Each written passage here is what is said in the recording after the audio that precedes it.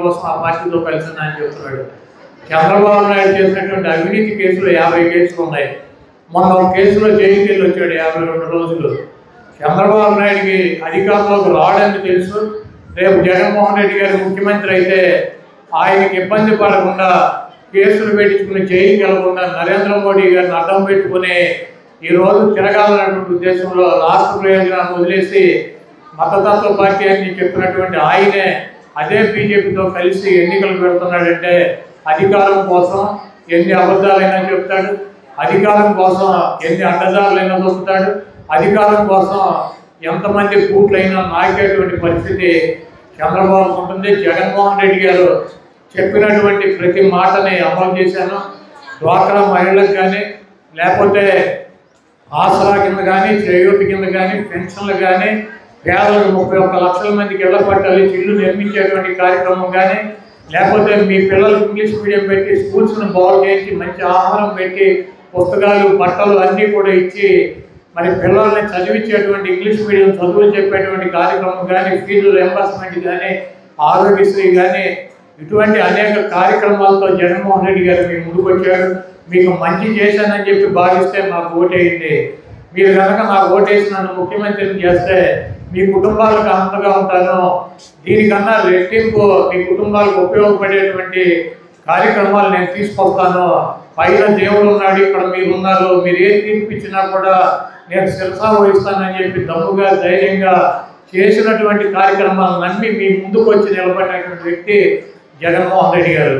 చంద్రబాబు నాయుడు 14 సంవత్సరాలు అధికారంలో ఉన్నాను, మీకు మంచి చేశాను, మీకోసం ఈ కార్యక్రమాలు చేశాను కాబట్టి నన్ను గెలిపించమని చెప్పి అడిగేటువంటి దమ్ము ధైర్యం లేక ఒక పక్క పవన్ కళ్యాణ్ని, ఒక పక్కన నరేంద్ర మోడీ గారిని, ఒక పక్కన ఉత్తపుత్రుడిని, వెనకాల కాంగ్రెస్ చెల్లెమ్మని, ముందు బీజేపీ వదినమ్మని వీళ్ళందరినీ పెట్టుకుని ఏదో రకంగా జగన్మోహన్ రెడ్డి గారిని గంతి దించడమే ఒకే ఒక కార్యక్రమం.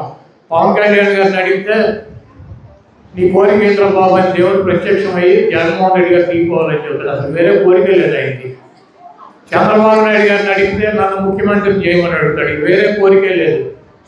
ఈరోజు పవన్ కళ్యాణ్ కావచ్చు, చంద్రబాబు కావచ్చు, బీజేపీ కావచ్చు, వీళ్ళ ముగ్గురు కలిసి పోటీ చేసినా కూడా వైఎస్ఆర్ కాంగ్రెస్ పార్టీని ఎట్టి పరిస్థితుల్లో ఓడించగలిగినటువంటి దమ్ము ధైర్యం సత్తా లేవు పార్టీలు. ఎందుకంటే జగన్మోహన్ రెడ్డి గారు నమ్ముకుందా పైన ఉన్నటువంటి దేవుణ్ణి. ఆ దేవుడు 1000 మంది మోడీలు, 1,00,000 మంది పవన్ కళ్యాణ్, 1 కోటి మంది చంద్రబాబులు కలిస్తే ఎంత బలం ఉంటుందో దానికి 1,00,000 రెట్లు బలం ఉన్నటువంటి వ్యక్తి ఆ పైన ఉన్నటువంటి బలవంతుడు. అదేవిధంగా జగన్మోహన్ రెడ్డి గారు నమ్ముకున్న పవన్ కళ్యాణ్ని, పురంధరేశ్వరిని, నరేంద్ర మోడీని లేకపోతే షర్మిలమ్మని కాదు, జగన్మోహన్ రెడ్డి గారు నమ్ముకుంది ఈ రాష్ట్రంలో ఉన్నటువంటి రెక్కాడితే కానీ డొక్కాడినటువంటి నిరుపేదలు, ఎస్సీ, ఎస్టీ, బీసీ, మైనార్టీ, అక్క కులాలు ఉన్నటువంటి పేదలకి వాళ్ళకి ఆర్థికంగా వాళ్ళ కుటుంబాలను పైకి తీసుకొచ్చి వాళ్ళకి ఉన్నతమైనటువంటి చదువులు చెప్పించి వాళ్ళకి ఏ ఆరోగ్య సమస్యలు వచ్చినా కూడా ప్రభుత్వం ప్రతి రూపాయి భరించి పేదవాడికి ఒక ఇల్లు నిర్మాణం చేసి ఆ ఇంట్లో ఉండేటువంటి కార్యక్రమాలు చేసి పేదవాడి కోసం, ఎస్సీల కోసం, ఎస్టీల కోసం, బీసీల కోసం, మైనార్టీల కోసం ఈ రాష్ట్రంలో ఉన్నటువంటి 5 కోట్ల మంది జనాభా కోసం జనాభా మద్దతుతో పోటీ చేస్తున్నటువంటి వ్యక్తి జగన్మోహన్ రెడ్డి గారు. ఇన్ని కోట్ల మంది ప్రజాదరణ, ఆ పైన ఉన్నటువంటి భగవంతుడు ఆశీస్సులు, రాజశేఖర రెడ్డి గారి ఆశీస్సులు, డాక్టర్ బిఆర్ అంబేద్కర్ గారి ఆశీస్సులు, ఆఖరికి ఎన్టీ రామారావు ఆశీస్సులు, బాబు జగజీవనరావు ఆశీస్సులు, పూలే గారి ఆశీస్సులు, వీళ్ళు చూపించినటువంటి దారిలో నడుస్తున్నటువంటి జగన్మోహన్ రెడ్డి గారిని ఓడించడం ఈ మోడీ గారికి కానీ, ఈ చంద్రబాబు కానీ, పవన్ కళ్యాణ్ కానీ సాధ్యం కాదు. తూర్పును ఉదయించాల్సినటువంటి సూర్యుడు పడమలు ఉదయిస్తాడేమో నాకు తెలియదు. పేదలకి వాళ్ళకి ఆర్థికంగా వాళ్ళ కుటుంబాలను పైకి తీసుకొచ్చి వాళ్ళకి ఉన్నతమైనటువంటి చదువులు చెప్పించి వాళ్ళకి ఏ ఆరోగ్య సమస్యలు వచ్చినా కూడా ప్రభుత్వం ప్రతి రూపాయి భరించి పేదవాడికి ఒక ఇల్లు నిర్మాణం చేసి ఆ ఇంట్లో ఉండేటువంటి కార్యక్రమాలు చేసి పేదవాడి కోసం, ఎస్సీల కోసం, ఎస్టీల కోసం, బీసీల కోసం, మైనార్టీల కోసం ఈ రాష్ట్రంలో ఉన్నటువంటి 5 కోట్ల మంది జనాభా కోసం జనాభా మద్దతుతో పోటీ చేస్తున్నటువంటి వ్యక్తి జగన్మోహన్ రెడ్డి గారు. ఇన్ని కోట్ల మంది ప్రజాదరణ, ఆ పైన ఉన్నటువంటి భగవంతుడు ఆశీస్సులు, రాజశేఖర రెడ్డి గారి ఆశీస్సులు, డాక్టర్ బిఆర్ అంబేద్కర్ గారి ఆశీస్సులు, ఆఖరికి ఎన్టీ రామారావు ఆశీస్సులు, బాబు జగజీవనరావు ఆశీస్సులు, పూలే గారి ఆశీస్సులు, వీళ్ళు చూపించినటువంటి దారిలో నడుస్తున్నటువంటి జగన్మోహన్ రెడ్డి గారిని ఓడించడం ఈ మోడీ గారికి కానీ, ఈ చంద్రబాబు కానీ, పవన్ కళ్యాణ్ కానీ సాధ్యం కాదు. తూర్పును ఉదయించాల్సినటువంటి సూర్యుడు పడమలు ఉదయిస్తాడేమో నాకు తెలియదు, కానీ జగన్మోహన్ రెడ్డి గారిని మేలో ముఖ్యమంత్రిగా ప్రమాణ స్వీకారం చేయకుండా ఆపగలిగినటువంటి దమ్ము సత్తా ఈ రాష్ట్రంలో ఎవరికీ లేదు.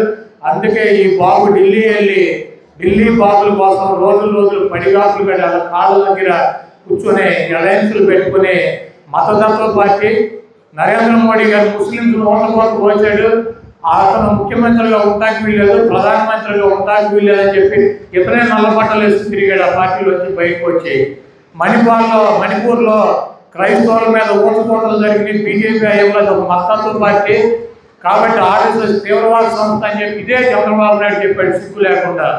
చెప్పి ఈరోజు మళ్ళీ మోడీ గారి అధికారం కోసం ఈయన జైలుకి పోకుండా ఈయన శుభ్రంగా ఇంట్లో ఆయన భార్య పిల్లలతో గడపడం కోసం, అధికారం కోసం మరి ఆ మతతత్వ పార్టీ అని చెప్పినటువంటి బీజేపీ సంకనాయకి ఈరోజు అలయన్స్ పెట్టుకుని మన ముందుకు వస్తున్నాడు.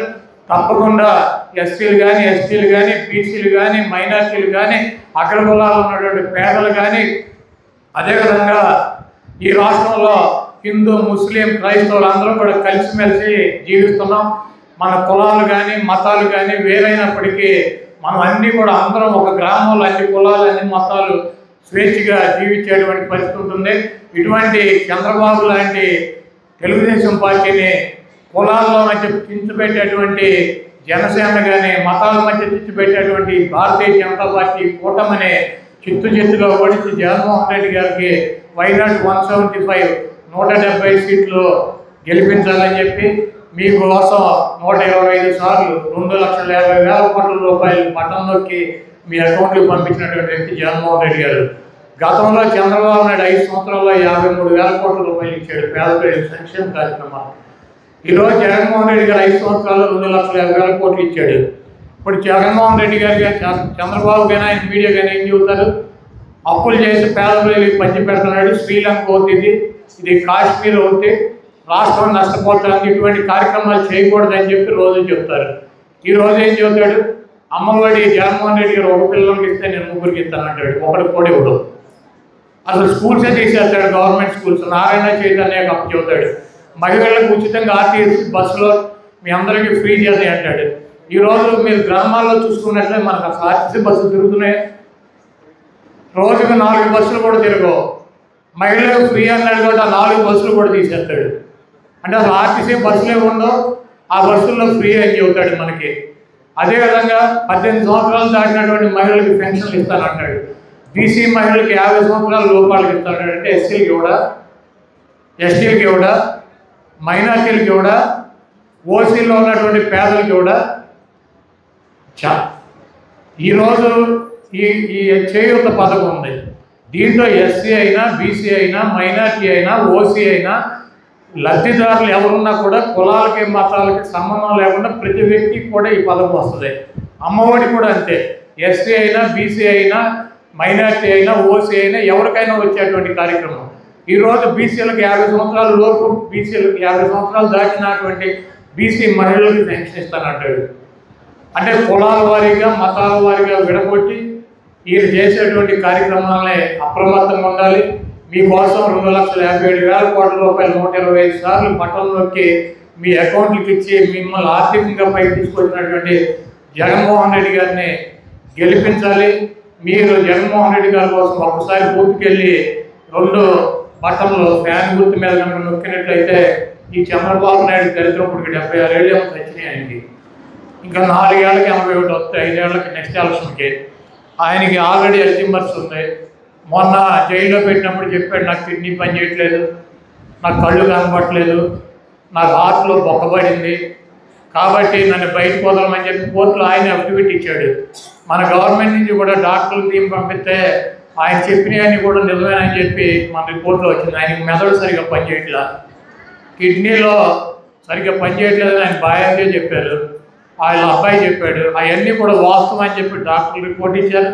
ఈ ఒక్కసారి కనుక మీ ఓటుతో ఆ ఈవీఎంలో కనుక బంధించినట్లయితే 2029కి మనకి చంద్రబాబు అనేటువంటి చంద్రముఖి పీడ విరగడవుతుందని చెప్పి మీ అందరికీ తెలియజేస్తూ, ప్రతి విషయంలోనూ రాష్ట్రాన్ని సమైక్యంగా అభివృద్ధి చేయడానికి, సంక్షేమ కార్యక్రమాలు అమలు చేయడానికి ఏకైక ముఖ్యమంత్రి జగన్మోహన్ రెడ్డి గారు. రాజశేఖర రెడ్డి గారిని మనం చూసాం. రాజశేఖర రెడ్డి గారిని మీరు రెండోసారి ముఖ్యమంత్రిగా గెలిపిస్తే 3 నెలల్లో హెలికాప్టర్ ప్రమాదంలో మరణించాడు. ఆయన కనుక బతికుంటే ఈ రాష్ట్రం విడిపోయేటువంటి పరిస్థితి ఉండేది కాదు. ఈరోజు చంద్రబాబు నాయుడు చెబుతాడు రాజధాని లేని రాష్ట్రం చేశారని. నేను ఒకటే చెప్పదలుచుకున్నా, భారతదేశంలో హైదరాబాద్ కానీ, బెంగళూరు కానీ, మద్రాసు కానీ, ఢిల్లీ కానీ, బాంబే కానీ, కలకత్తా కానీ, ఈ చంద్రబాబు చెప్పేటువంటి 6 నగరాలు ఎవరు నిర్మించారు, ఏ ముఖ్యమంత్రి నిర్మించాడో పేరు చెప్పమనండి. అవన్నీ కూడా స్వతంత్రం రాకముందు నుంచి 400 సంవత్సరాల నుంచి పెద్ద పెద్ద మహానగరాలు ఉన్నాయి. 33,000 ఎకరాలు ఆయన సామాజిక వర్గం దగ్గర పొలాలు తీసుకుని అక్కడ ఒక్కొక్క ఎకరం 1,25,00,000 రూపాయలు పెట్టి ఇన్ఫ్రాస్ట్రక్చర్ క్రియేట్ చేసి